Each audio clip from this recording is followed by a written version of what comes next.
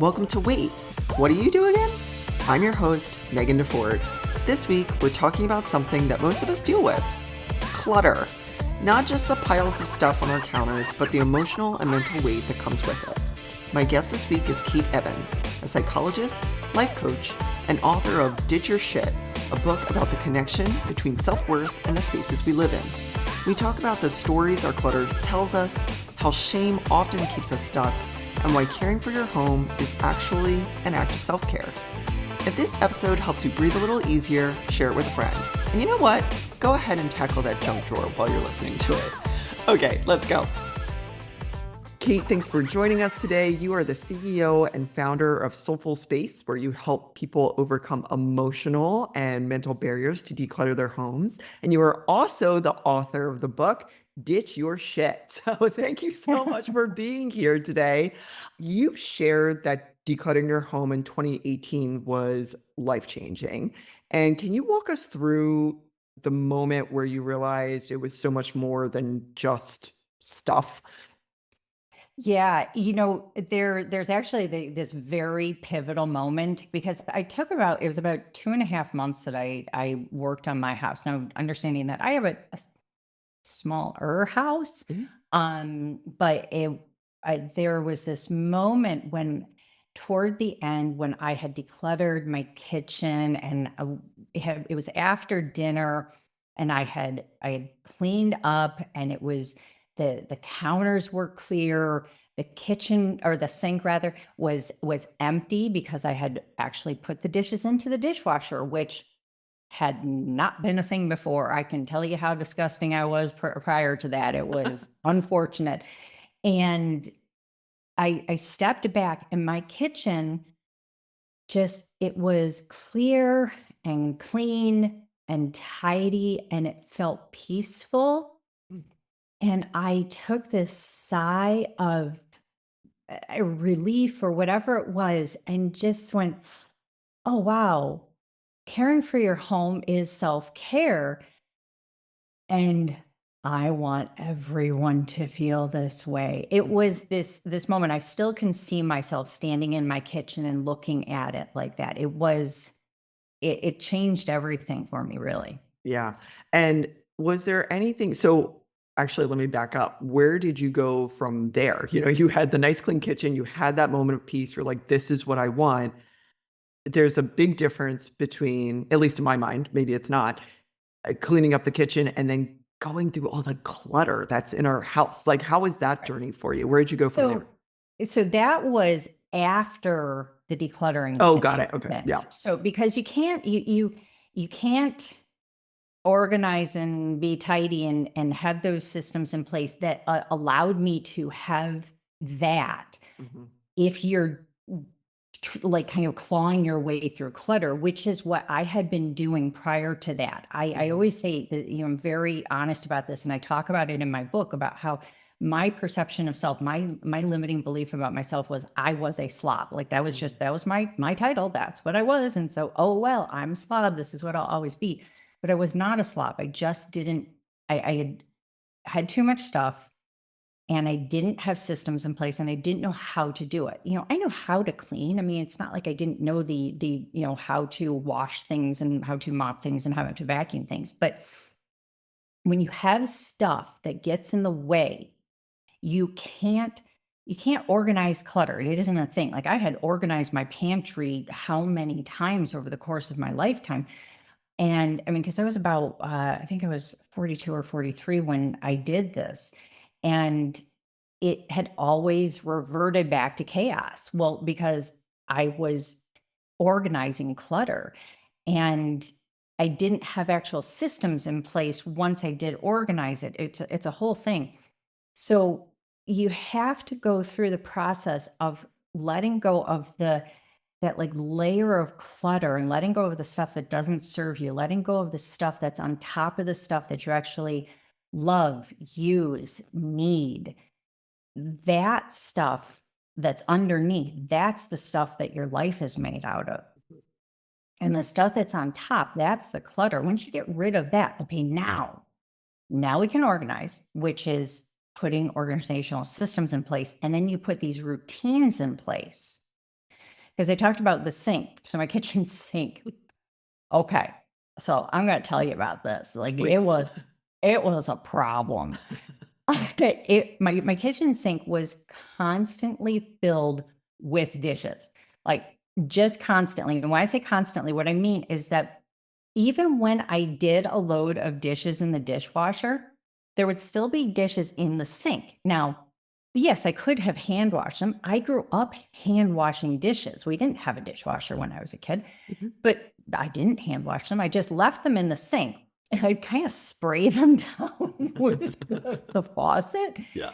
to kind of get the ick off of them, Yeah. but they're still And sitting they just there. sit there. Yeah. And then like new ones that get piled on top of them. And there was just kind of this rotation. So there was always something in the sink. Yeah.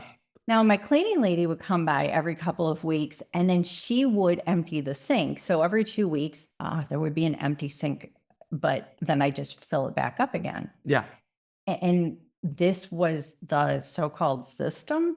I mean, I mean, it's a system. it's a system. It's not a great one. And Yeah. it wasn't one that made me feel good. It didn't make me feel good about myself.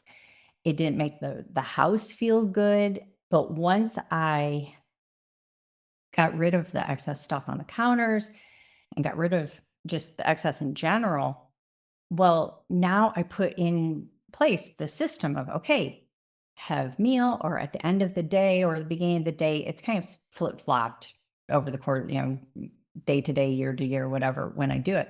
But dishes get done every day. Mhm. Then it doesn't become overwhelming. And then when it doesn't become overwhelming, then you don't want to run away from it. Right. Because that's the thing about clutter is it's overwhelming, right? Right. And so when you get the excess gone, then you're not overwhelmed. You can have those systems in place and then, Yeah. life is so much easier. Yeah. And you're also a psychologist, and Yeah. you mentioned that you had this notion of yourself as, well, I'm just a slob, like I'm just messy. How Mhm. did you rewrite that for yourself? Like, how did you overcome that title, that self-appointed title? So before I did the decluttering, I had done a lot of personal work. Mhm. And it is important that therapists, coaches, that we all be doing personal work. Mhm. I had been to therapists and coaches of my own. I had also done what you might call spiritual work. I'm a certified yoga instructor. So I've been doing yoga for eons, it seems, maybe 15 years. And so there's a lot of work that I've been doing involved with that. I had done a lot of work on my physical health. So there's a whole holistic, integrated thing that I had done for myself.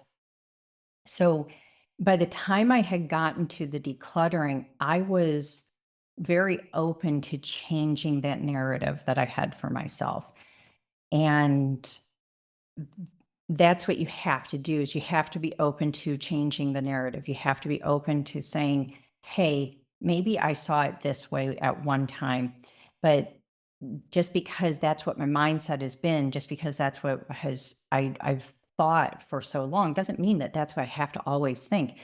Can I be open to seeing it a different way? And if I'm not open to seeing it a different way, what is the reason? What is holding me back? What is the thing that says to me, no, I must have this belief about myself? And those questions are that deeper work that a lot of people just aren't familiar with. And so they stay stuck with that clutter because they think that the clutter is just about the things. Mhm. They don't consider that the clutter might be about those questions about themselves. Mhm. And just so I can clarify, Oh, when we're talking about clutter, are we talking about my biggest clutter, for instance, and I'll share a story about this later, is like mail and papers and stuff like that. But then I think a lot of us have seen, whether online or on TV, like hoarders. Is it the same? Are the two sort of interrelated, or are they two separate things? Because both seem to have these underlying emotions to them. most definitely. It's a continuum. Mm. So the mail is such a great example because we all have mail that comes in And there's that system of, do you bring the mail in and just throw it on the table and it piles up and then it becomes overwhelming and you don't want to deal with it? Mhm. Or do you go through the mail every day, which, hey, everybody who's listening, please go through your mail every single day.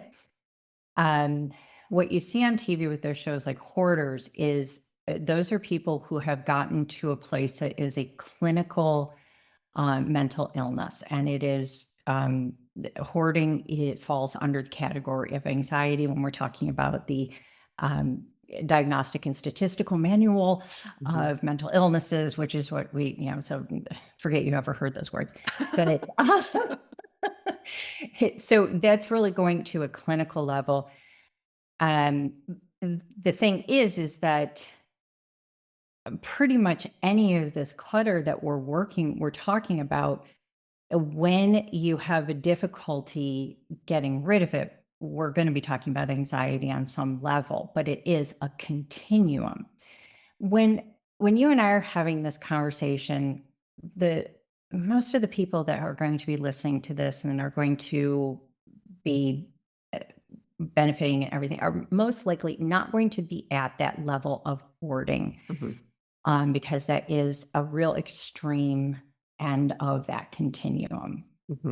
Does that Yeah. answer the question? Yeah, absolutely. I think we all have clutter and we're used to it. And I mean, correct me if I'm wrong, there probably is a normal amount of clutter that you have, or Yeah, just sure. your house isn't perfect all the time unless you have someone kind of keeping it up every day. I wonder if we dismiss sometimes in ourselves, I just don't put the dishes away, or I'm just really bad at mail, or that sort of thing. And it gets back to your idea of, oh, I'm just a slob, and so what do you think what are some myths around clutter and maybe decluttering that people have that you would like to point out? Maybe that I I should be able to do all of this in one day, Yeah. which I think is really hilarious Yeah. because, you know, there's hardly anything that one can do in one day. Right. Or, I should have this under control because I'm X age or I'm X education level or something like that. Um, that, oh, this isn't that big of a deal because, oh, it's just a bunch of coffee cups and glasses and mugs and things like that. And so with that one, I just want to say that it is a big deal because it's maybe not just this one area. It's a little clutter here, a little clutter there, a little clutter here, and it starts to close in on you and it starts blocking energy. Um, and it gets in the way and it slows your life down. And that there's something, another myth is that there's something wrong with me Mhm. because I haven't done this yet, or I haven't gotten this under control. Mhm. That's a big one that I run into, that people just think that they're just intrinsically flawed, Mhm. which this is not, it's a combination of skill and addressing underlying emotional reasons why things got this way in the first place. Yeah. It is not about the human being being flawed. Mhm. Yeah. I felt that way for a long time. Like, I'm just bad at mail, just bad at papers. It's just not my thing. I'm just not good at it. So my system was let it pile up. I'll eventually get to it. And then when people come over, throw it in a bag and throw that bag in the closet, which is like, it's a system, not a great system. Wouldn't recommend Uh-huh. it for anybody. And I was Mhm. cleaning my closet. This was a few weeks ago, a few months ago at this point, and I was cleaning my closet and I found one of these bags and I was like, oh, a treasure. Let's see what's in here. Uh-huh. And I went through and it was all mail that I should have thrown away. There was not one piece of mail that was necessary. And then I found a Starbucks gift card that had $50 on it. And Wow. I found two other gift cards in there and I was like, Oh my God, what are you doing? Like it went from this really like funny, fun kind of thing to like, this is a problem. And I talked to my therapist about it and we worked through that. And it actually, she started with, what's the system? Like on Wednesdays, can you look at mail or can you do it every single day or whatever? And I was like, I actually don't think it's a system issue. Like I have systems down. I think there's something else behind this. And going through it Mhm. was really helpful. And I say all of that because I'm wondering when clients come to you Mhm. and and I felt a lot of shame. Let me put that out there too. I felt a lot Good. of shame and I was like, I'm "Oh glad my that you felt God, I that. hope that Thank you. Yeah. like again, I'm 42. Why am I doing this? I take care of everything else in my life. I felt shame that I hadn't thanked whoever gave me. So if you're listening and you were the person, thank you. A friend did point out, she was like, you probably did thank that person. You just didn't realize how much was on there. And I just had a lot of shame and guilt around it. And that can be so paralyzing. So when clients come to you, and maybe they are feeling that guilt and shame. Maybe they don't even realize it. Like you said, it's just like blocking that energy in you. How do you work with them? What are your first steps? And then how do you work with them to not have you there, right? So that when Mhm. when they're on their own, they can do this on their own, even if they've fallen back into maybe some not so good habits. Okay. Wow. I mean, that's a pretty big question. Yeah. So, um, at first, I want to acknowledge that you noted the word shame because I appreciate that you brought that up because Hmm. shame is huge in this work. Hmm. And that thing of feeling that you are flawed is a lot of what shame is about. Shame is thinking I am bad, Hmm. not simply like this behavior is flawed, Hmm. but that I, the human being, am bad. And being able to separate those two things out is incredibly important. And so that is some of the work that I will do with people initially. And yet oftentimes what I have to do is I have to start with even helping people to acknowledge those feelings. Just getting to that place. You said that you noted that like the male thing wasn't necessarily about a system thing, that there was something else Correct. going on here. Yeah. So it's the same with so many of my clients of saying, okay, so we can sit here and we can talk about systems all day long. Right. We can talk about, step one, step two, step three. And that's what I talk with a lot of people lately about is, okay, you can go on Instagram and Facebook and blogs and all that, and they're going to have fantastic ideas. There are so many wonderful books out there with so many great ideas for you about systems. And I encourage you to get those books after you figured out what the underlying reasons are. Right. But people want just the quick 1, 2, 3. They want the instant gratification. They don't want to do the harder work, which is to look inside, to look into themselves, to say, how did this get there? So a lot of the first bits of work that I have to do with people is to say, okay, when did this start? I mean, we've got to go back. And boy, people just love having a decluttering coach say, tell me about your childhood.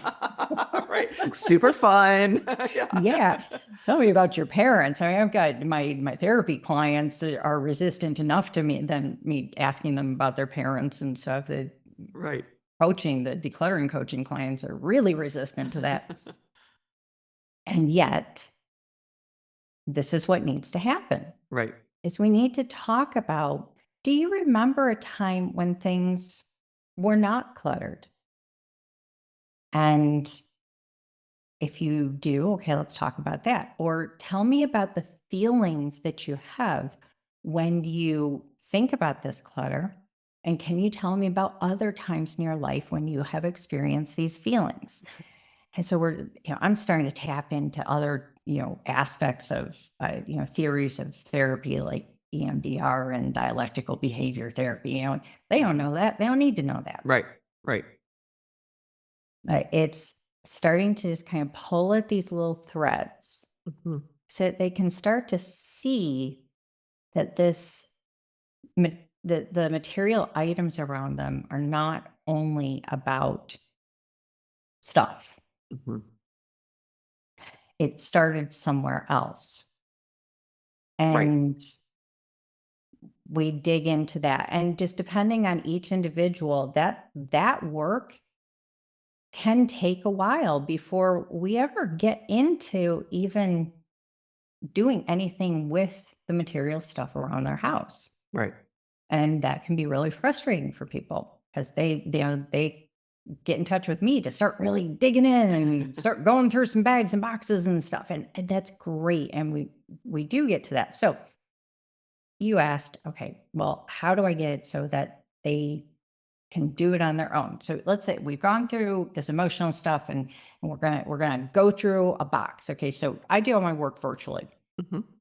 And it's really cool. This is like really fun stuff for me. They set me up in a room and they've got like boxes or they're going through a closet or something like that. And they start pulling stuff out and they show me things and they say, they're making decisions about things. And either it's easy decisions or not easy decisions. And the things that aren't quite as easy, they start telling me stories about these things. I love hearing these stories. It's great. And I'd ask them questions and that helps them to make decisions and slowly say this box is emptied out. Yeah. They've got a pile for donation, a pile maybe for the trash bin, a pile for keep, a pile that they're going to be giving away, whatever. Okay. So as we do this, they're building muscles. And then say they've got another box and their homework is to do that on their own between now and our next session. Mm-hmm. And like I had this one client who she had one cabinet in her kitchen a week. And with each cabinet, it's like her muscles got bigger and stronger and more defined. And she came on her session one week, and her husband, who was a firefighter, and he had the weekend off, and the two of them had emptied out their huge walk-in pantry. I think they had painted it. I'm almost certain they had painted it, and they'd put up new shelves. She had been purchasing organizational bins and things. They'd gotten rid of all this expired food and everything, and they reorganized it. And I'm meeting with her on a Monday morning, Yeah. and I had no idea that she was doing this. Yeah. And all those muscles she had been building, Wow. she used those without me being involved in any way, shape, or form to do this. Now, her husband, oh gosh, I can't remember what she said, but she almost kicked him to the curb because he put something in the wrong place and wanted to kick it. But that's how you do it. Yeah. When you're doing this decluttering, you kind of start slow and a little hesitant, and then you kind of get more and more used to it, and you start to trust yourself a little bit more. Mm-hmm. And the next thing you know, you can do something like what this woman did, which was so awesome. And she Yeah. was so excited and she felt so good because before, every time she walked past that pantry, she felt like her energy and her soul was just being sucked into it. Yeah. And now Yeah. she feels fantastic. Yeah. I love that. And I love that her husband was involved, even though he almost got kicked out. I know that I will oftentimes ask friends, I have a problem where I can't get rid of like workout clothes. And these are not donatable. Like they should not be Like worn been worn. anymore. But I feel really guilty getting rid of them. And it comes from a place of we didn't have a lot as kids, and they're still technically fine. I mean, but they're Yeah. not. You know what I mean? Like they're not threadbare. And so I will ask either one of my kids or my friends, I'm like, I need you to throw this out for me. Like I can't do it. I need you to do it. And it being gone makes such a difference. But I have literally walked things over to the trash can and I'm like, it's not that bad. I'm like, put it back in. And I'm like, Megan, it smells. Like, stop. That's gross. And I was helping a friend organize their pantry over the summer. And same thing, we took everything out, and we got organizational boxes and all this stuff. And they didn't realize how much they had in there. So they just kept buying. I was like, Yeah. you cannot buy any more tea.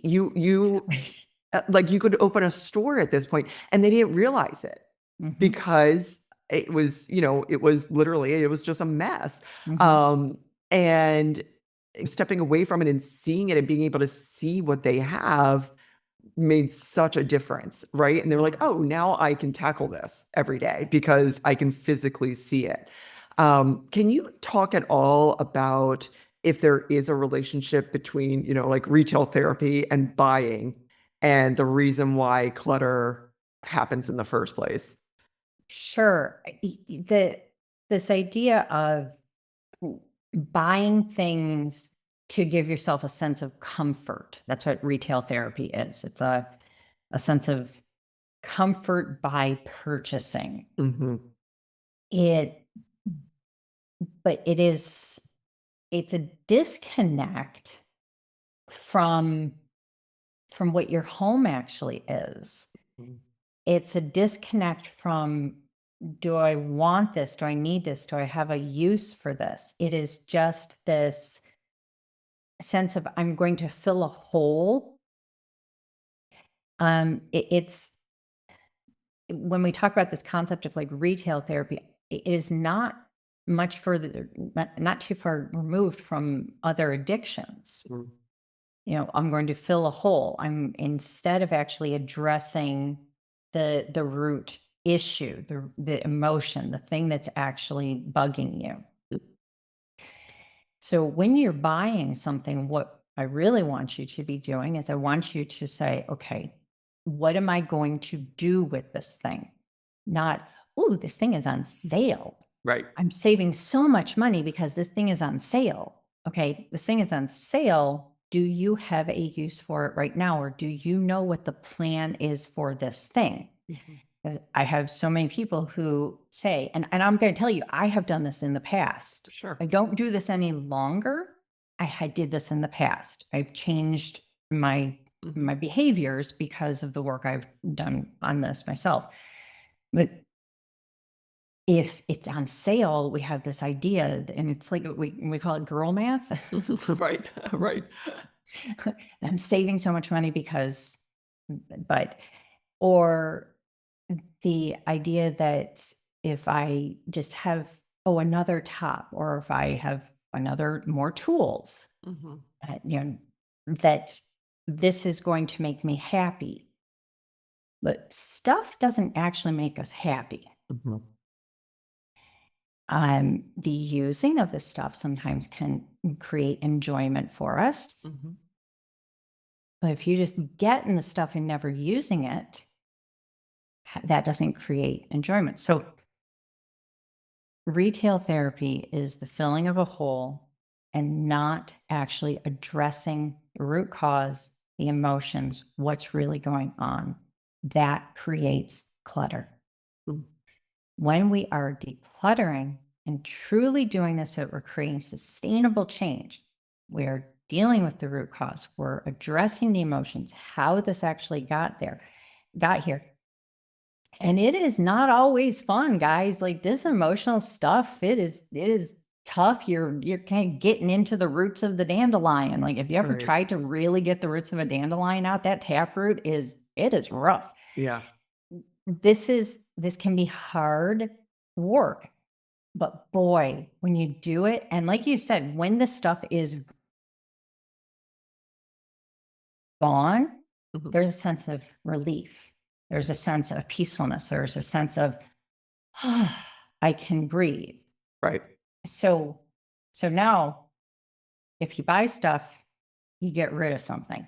The one in, one out rule. Yep. You can even do the 1 in, 2 out rule. That's an option Oh, too. yeah. Uh-huh. Yeah.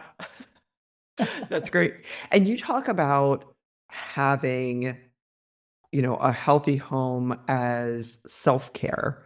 And I love that idea. Can you talk about like what that looks like in practice?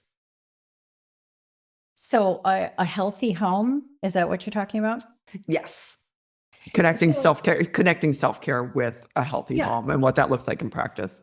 So if you think about it, self-care is in order to take care of yourself, you have to decide that yourself is worth taking care of, right? Yep. So let's say you do things like you wash your face every morning. Right.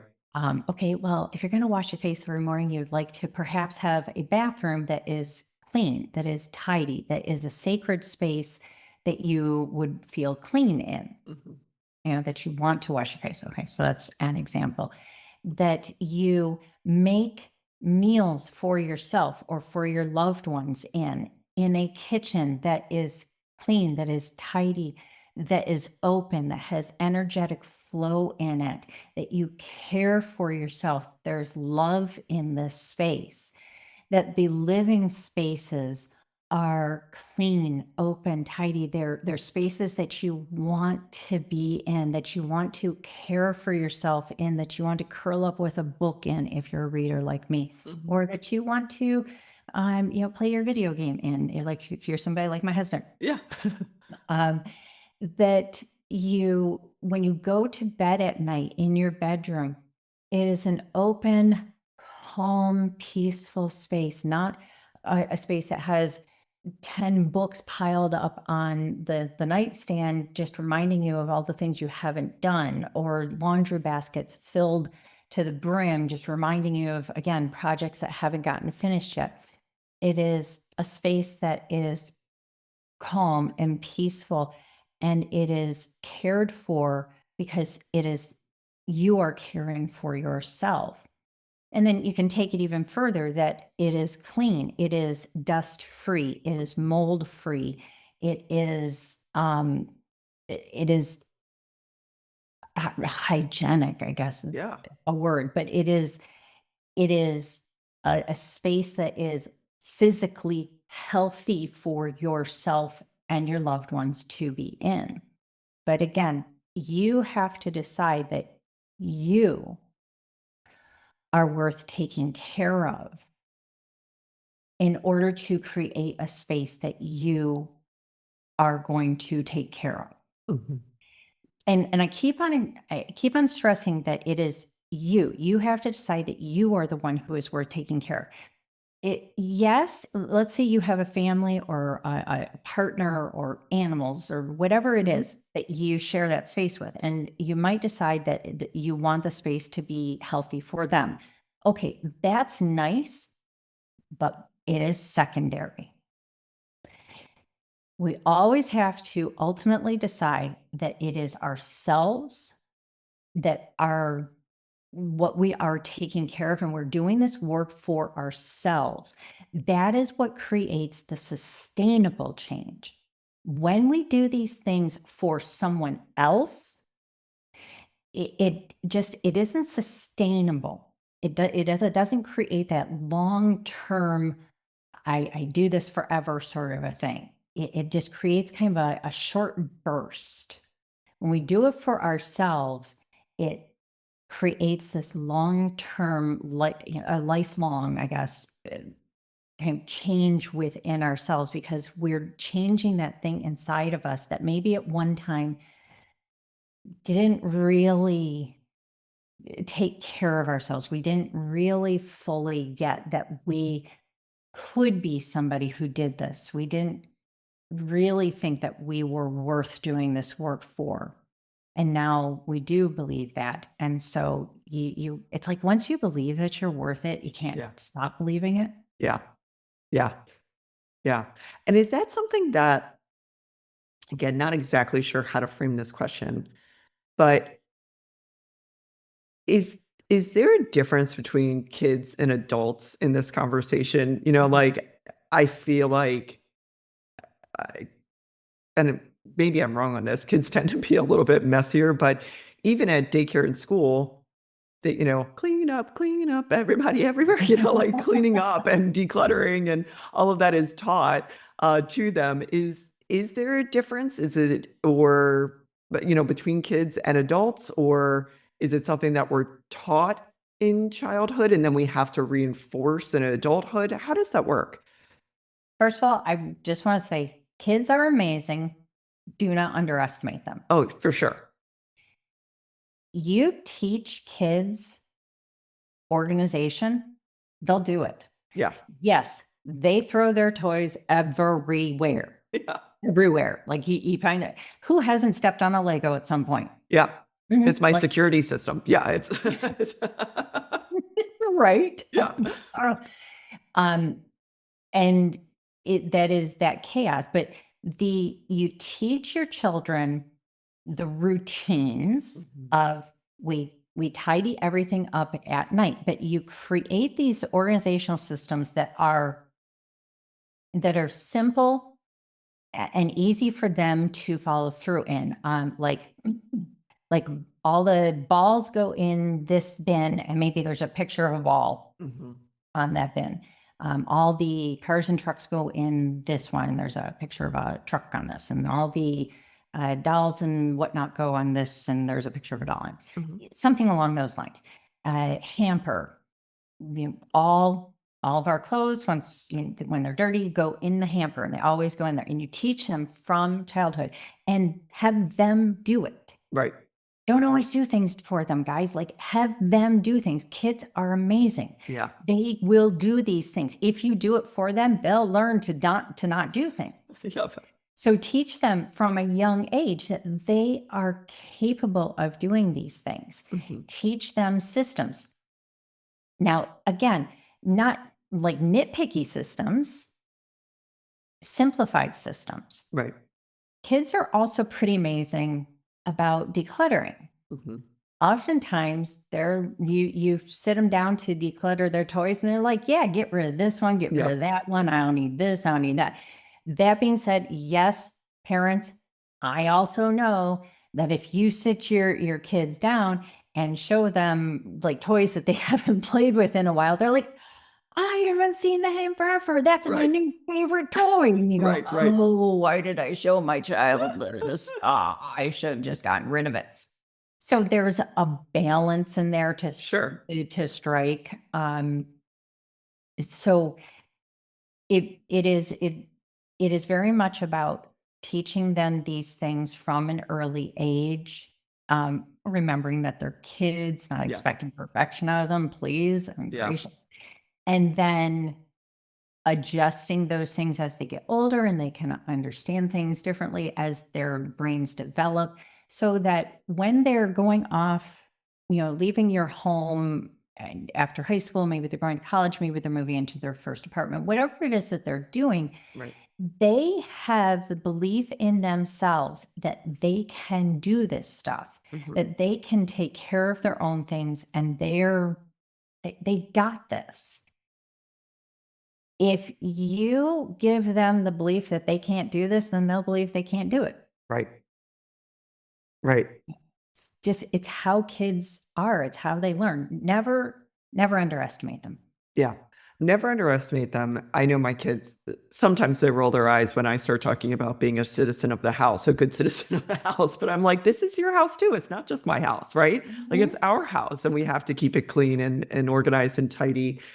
And the flip side of that for me is when they started helping me fold laundry, I had to get over how they folded laundry. Like I showed them, but it's not quite the same way. And I was like, you know what? It's done. They put it away.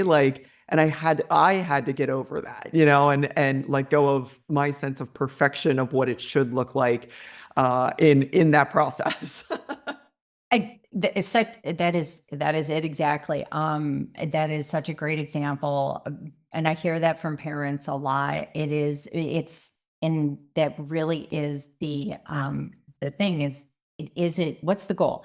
Is the goal to have the laundry done and folded and put away? Right. Or is the goal for it to be done in this particular way?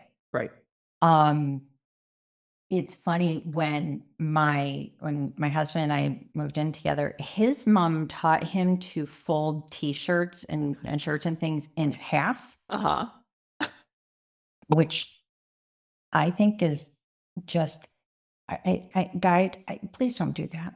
That's how I was taught growing up, in half and then down. And now I do the like two in, like I think I must have seen it at like a retail store somewhere. I was like, ooh, that's nice. Well, because if you fold it in half, you end up with The this crease. down the front, Yeah. and I was shocked that his mother had taught him to do this, and so I fold everything now the Marie Kondo file Yes. folding system. Yes. So I was just like, I let it go. It was like, if you want to have a big old seam down the front of your shirts, Yeah. rock on with your bad self. Like, Yeah. but if you're gonna fold my laundry, no. Right. Not gonna happen. And so I didn't start doing the file folding thing until 2018. So we had been living together since 2000. So Yeah. it had been a long time of me, like anytime he got his hands on the laundry, me having to refold things that were mine. But yeah, and just looking at his clothes going, oh God, that is just not That's okay. not right. Yeah. Yeah. And so then after he saw all of my stuff file folded, he Yeah. was like, could you do all of my stuff that way too? Gosh. Sure. So Sure. I file folded all of his stuff. And now I'll go into his dressers and he'll have taken one of his t-shirts out and he just can't understand what I've done to him. So he'll like take a t-shirt out and then he'll kind of squish it back up and shove it back in because he's decided he's not going to wear that. So I just have to kind of take it out and then refold it and stick it back in. It's hilarious. But the point of what you were saying before was that there are going to be things that your kids or other people in your house are going to do that are going to be different than how you would do it. Right. And is the goal for it to be done or for it to be done your way? Right. And in life in general. I was going to say. Something else I'm working on in therapy. Yeah, it's in life in general, that's a good thing. It is important to let some stuff go. Yeah. Yeah. Or you could decide not to let that stuff go and just be super bent out of shape oftentimes. Yeah. Yeah. You know, that's It's up your to choice. you. Yeah, totally. We all have choices. Can you, and it's okay if the answer is no, can you speak at all to the distribution of chores and organization? I think a lot of times in straight relationships, women end up taking on a lot of that labor. Not always, but in relationships in general, that someone tends to be the person in charge of it, like the person in charge of the finances, the person in charge of the house. Like, can you talk at all about that and maybe how to more fairly distribute the organization systems in the house? Because like you said, or like I said, we all live here, right? It's not my responsibility to do everyone's laundry and all the bathrooms and all the cleaning and all that, right? And I think sometimes for whatever reason, we end up falling into that role. So, as a therapist, when I can get my hands on a couple before they ever move in together, Yeah. I encourage them to sit down and have a discussion about distribution of labor. Okay. Who's going to be responsible for taking the trash out? Who is going to be responsible for doing the floors? Who's going to be responsible for dusting? Who's going to do, who's going to do dishes? Who's going to be primarily doing cooking? Is this going to be a split thing? Is it going to be Tuesdays and Thursdays, Wednesdays and Fridays? Is it going to be, who's going to do laundry? Are you doing your own laundry and you're doing yours? Is it a combined thing? When you have children, how is this going to go? Like, and then, or as life changes, sit down again, have another conversation. how is this going to work? Continuing to have like real conversations, like talk to each other, people. Right. I mean, really, when it comes down to it, that's how you do it, is you Yeah. have conversations. You don't just, because it's really easy. Life just kind of goes whoosh. Yeah. It scoots on by, and it's very easy for things to just happen, Mm-hmm. and for things to just for one person to just start taking over because maybe they so the person for whom certain things are more important to them, they will start to take over. Right. So you might have one person for whom the tidiness of the house is more important, and they will be the one usually who will start to take over more stuff. But if they start to take over without there being this conversation about who is doing what, who's responsible for what, resentment might start to build because they might feel as though they're doing, the lion's share, Sure. and the other person is just sitting on their bum watching TV. Right. And so sitting down and having conversations and saying, okay, who's doing what and what feels like a fair distribution? Ultimately, it is that simple. Yeah. If you let it get too far down the line without those conversations, it gets more complicated because more feelings start to get injected into those Mm-hmm. conversations. Mm-hmm.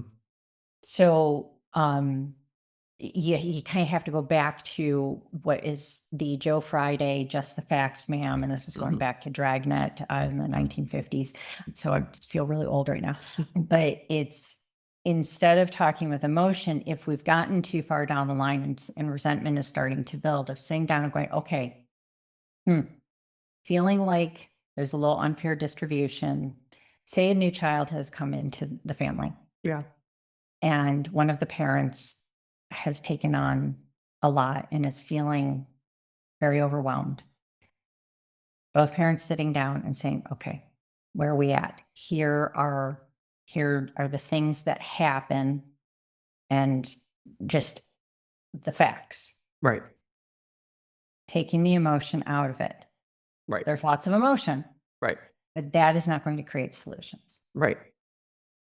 Yeah. So, and doing that for anything at any time throughout life, because life keeps on changing. Exactly. Yeah. Jobs change. You might move. Children grow up. Sure. Divorces happen. There are deaths might happen. There's illnesses that might occur. So like there's all these different variables that happen in life that change the dynamics, Mhm. and so reassessments need to keep on happening. Yeah. And you never see that in the Disney movie, these very sexy conversations of, you don't see that Sexy in the conversations. rom-coms or Disney Mhm. movies or anything about like, all right, life has changed. How are we going to do the dishes now? But Mhm. it's so important. And I think even if you live alone, it's important to think about that as well. Like, I know that Mhm. sometimes I travel a lot. And sometimes I'm like, you know what? I'm going to use paper plates because I don't want to spend the time cleaning Mhm. dishes, and that's okay. Um, and I have that conversation with myself and I okay it. But like, it's one of those things even to check in with yourself, when life changes, how you're Mhm. going to adjust to it. Now, can you tell us about the book? How did Sure. you get started with it? What's in it? Who should be reading it? All of us should be reading it. Well, the way I got started with it, I think is hilarious because my one of my dearest friends, who I fell in love with her on the first day of seventh grade. Love it. She's been an integral part of my life ever since then. She is a book writing coach, Mm, and she was working on a new certification. And this was in the fall of 2020. And she shot me a text and said, "Do you want to write a book?" Well, of course, she's known me my entire life basically, and so she knows that I have always wanted to write. And do you want to write a book? Yes. No, seriously. Do you want to write a book? No, seriously. Yes. That was the conversation. I wish I had screenshot that text chain, but I don't have that anymore, of course. And so from there, I we started working because I did have this idea that I wanted to write a book about decluttering. I wanted to talk about the mental and emotional experience of decluttering, because I felt like with all the decluttering books out there, there was lots of great information, but I didn't feel that I was seeing something that was really coming from a psychologist talking about, this is why it happens, here's what you do about it. Mhm.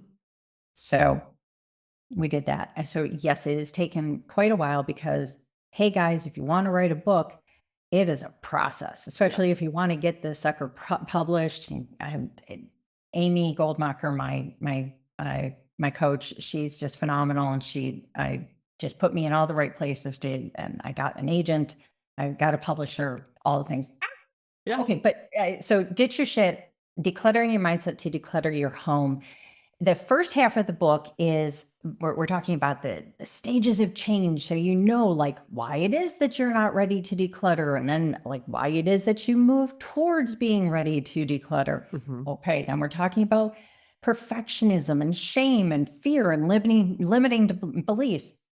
Boy, doesn't that sound like a lot of fun, but Yeah. you have to talk about these things, guys. Yep. And we're talking about how your clutter, or what you're getting rid of or what you're keeping, what it has to do with the values that you live your life with. So important to understand this. Then we're talking about all the habits that got you here and all the habits that are going to change to move you forward. Then we're talking about how to set realistic goals, not unrealistic goals that make you feel nuts, Yeah.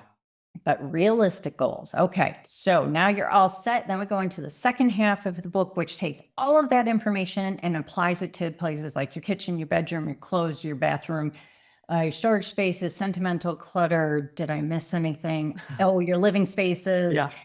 All the things. I wanted this book to be a book that you read before you read all the other cool books, Mhm. before you go into social media and get all the cool Right. tips and things and everything there. I want this to be your foundation book. Right. You're going to want to get this. You're going to and it's super easy to read, because it sounds like me talking. So if you've enjoyed Oh, cool. the way Yeah. I Yeah. talk here, I will say, I have kept my mouth under control while we have been talking, but I actually swear a lot. Yeah. Oh, so do And, I. Perfect. yeah, so there's a little bit of my mouth in Yeah. this book. We discovered that really I write the best when I'm just being loosey-goosey me. But it is all of my 20 plus years of psychology too. Mhm. You're gonna love it. Yeah. It's great. Yeah. So get this and work on yourself, work on your home, take care of yourself. It's like when I was editing it for my publisher, I had to read the whole thing through a couple of Yeah. times. I was like, wow, this is a good book. Like, this is good. And I love that because I think, and we brought this up multiple times, but if you just start with the Container Store or you just start with Yeah. Marie Kondo, Mhm. it may work for a little while. It may work for some time, but if you're not getting to that core part of it, of why you're getting here in the first place, Mhm. it doesn't matter what system you have in place. It doesn't matter what cool containers you have or how you fold your laundry. It's not going to stick. It's almost like a garden, right? Like you can't just throw some seeds in the yard and hope for the best. Like there's some other things you need to do. And I also love that it's conversational, right? It's not like heavy, mental health speak. Not that there's anything wrong with that, but when you're trying to digest it for yourself, that's great. Yeah, you know what? I have a hard time reading self-help books myself. Yeah. I actually have to listen to them on Audible. Like it's just, we all have different forms of learning, Sure. auditory, visual, etc. But I have a hard time with the real heavy psychology ones, Hmm. regardless of my own background. I have a hard time with it. Yeah. Stick up your ass books are just rough on me. Yeah. If my own husband can read this book, because he opened up the computer one day and the book was up and he Yeah. just started reading it and he got like 5 chapters into it. Oh, awesome. Yeah. And he's like, I like it. It sounds like you talking to the reader. I was That's like, great. "Aw." Yeah. Yeah. And something like this, you don't want it to be intimidating at all. So, No. are there any plans, or is this currently an audiobook or plans for an audiobook? It is not currently an audiobook. I think it's kind of one of those, it's my first book. And so with the publisher, we Sure. see how things go. And I really hope that we get to do an audiobook. Yeah. So keep your eyes out. It is in Kindle form. Cool. So if you like Kindle, if that's a form that you prefer over, a book in your hand, Yeah. you've got that option. Yeah. This actually seems like a cool book to do with like a book club or with friends, right? Like Oh, everybody kind of do it totally. together and then support each other. And I love that. I might do I that. think it would be a fantastic idea. Yes. That might be holiday gifts this year. Then surprise, we're all going to do this together. I am totally encouraging people to do that because again, it's not like it's not like a super like hard Yeah. psychology. It's a fun book. Yeah. And it's like, hey, we all have clutter. You said that before. We all have some of this. And we're all people. We all have stuff that we can work on. And Mhm. so I was talking to one of my friends, and he was saying, because my friends are being so supportive and they're purchasing the book, and he was like, I don't really have clutter. And I said, you don't. And I said, but you are a person, and the Right. first half of the book, there's going to be stuff in it that you'll read and it'll still resonate with you. Yeah. And, oh, okay, cool. Yeah. Yeah, exactly. Exactly. And do you have like a favorite success story from a client that you've worked in that you could share? Oh, let's see. Oh I boy, shouldn't use the so word many. favorite. I always tell people, I'm like, oh, you're my favorite. And then I'm like, there's a list of 250 people that are my favorite. Truly, Right. like I love you all the same, but or a success story that you would want to share with listeners. I'm going to share one that it's actually in the book. She pops up in the book. Her name Great. is Katie, and one of she'd done a bunch of work. She had already worked on most of her house. She had done she's a teacher, so she would do her work in the summers, and she'd already done her entire garage. She had redone it and turned half of it into an art space for her husband and half of it into a yoga space for herself and stuff. It was amazing. But she is a clothes horse, and she had so much clothing, and she had in on two closets with clothes in it. And she does not have a large house, but she was terrified to touch her clothes because she was afraid that if she went through her clothes, she wasn't going to have anything to wear. Interesting. And she really puts these really cool outfits together all the time. She just always does it up head to toe. She's just so cool looking every day.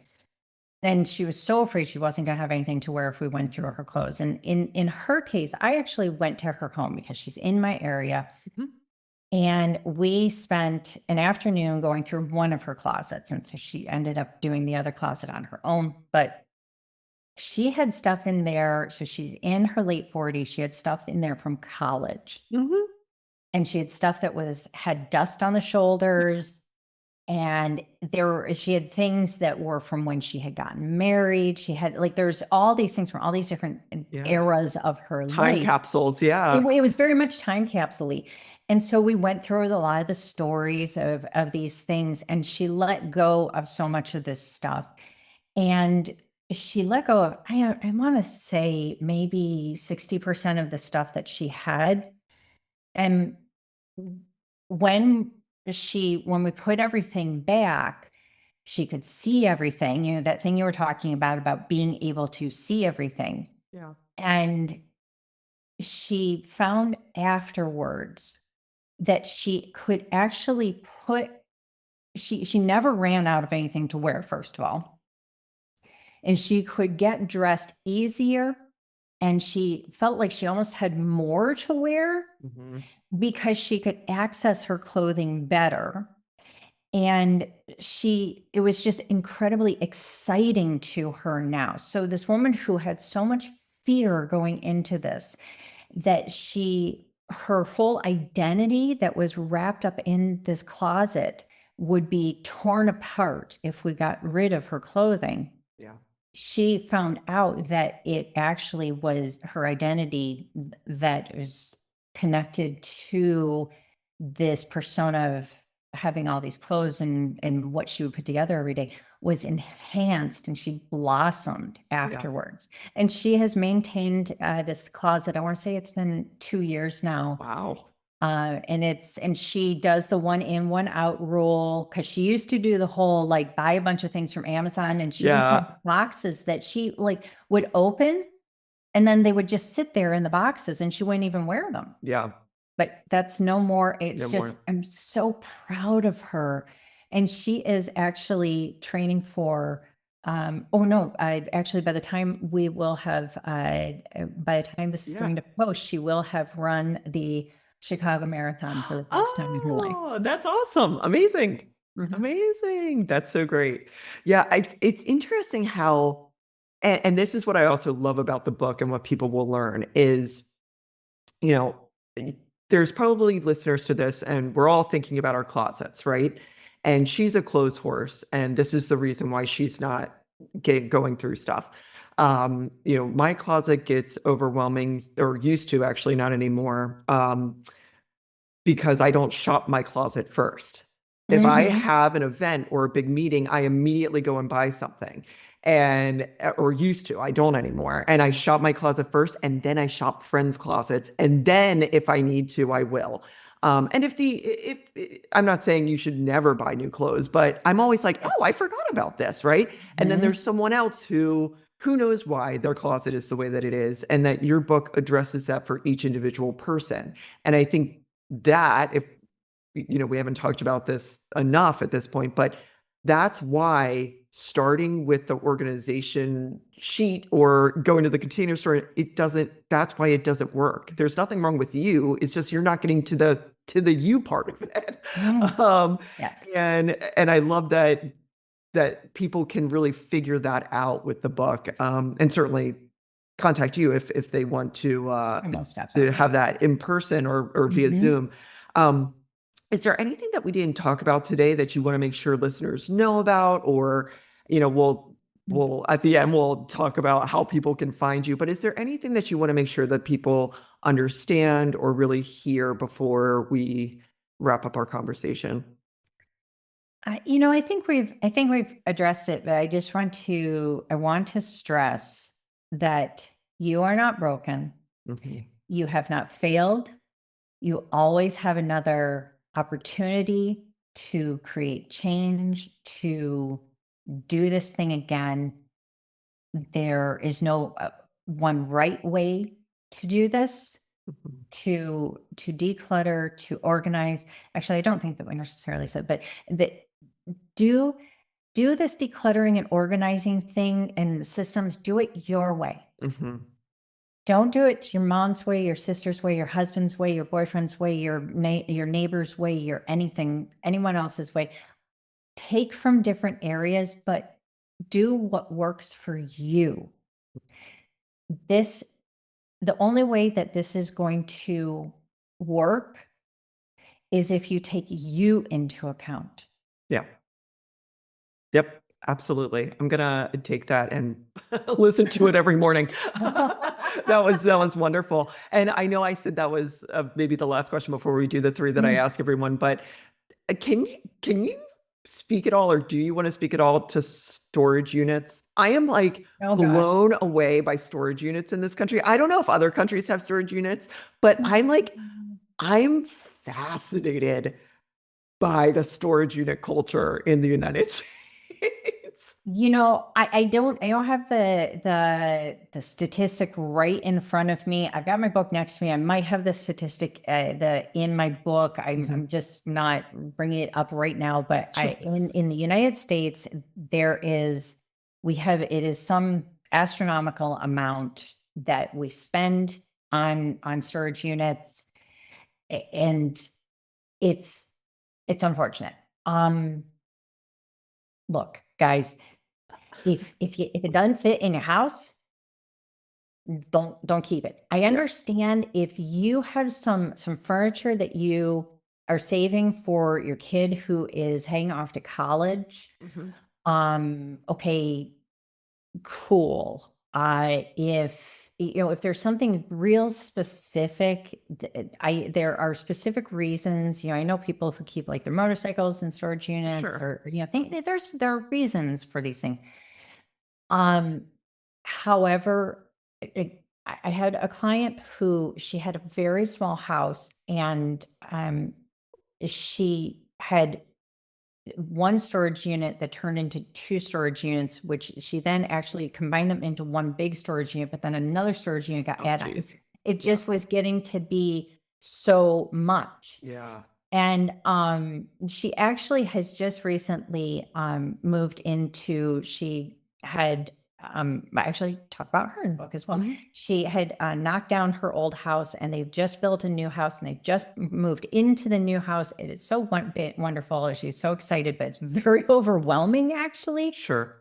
And then they are working on getting all the stuff from the storage units into the new house and decluttering everything from the storage units, because everything that was in the storage units they didn't need or want, or they're not going to use. So I please, it's like, if you're, just because, actually I think it's the title of the chapter that I have on storage units in my book is Yeah. shit still exists even if you hide it.